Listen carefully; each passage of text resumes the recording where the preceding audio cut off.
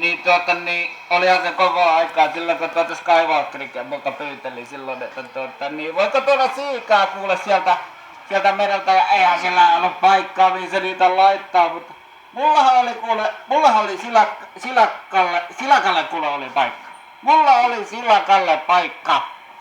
Ja niin, no minä niitä sitten lähdin kuule siitä oikein perkkaamaan ja siitä tulee flavonoideja ja siitä tulee kuule mikä helvetti tähän kypärään, mikä kypäräkin tulee joku vika välillä aina kun tuolla avaruudessa kuule kun painaa, niin aina väliin se ei toimi.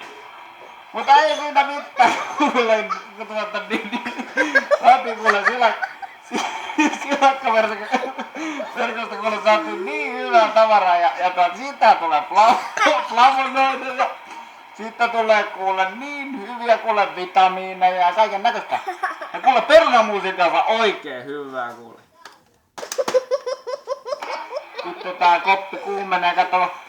Eihän mä oon tätä päästäni ottanut pois 25 vuoteen. Sittenpä vaan mikä näköinen äijä tällä sisällä. No, mutta ei siitä kuule mitään. Silloin kun me tehtiin kuule Patakakkosen kanssa ensimmäisen kerran kuule ruokaa, niin lantut, porkkanat, perunat, salaatit, parsakaalit, mitä kaikkea siinä oli kuule, niin äijä hiljeni kuule. Mutta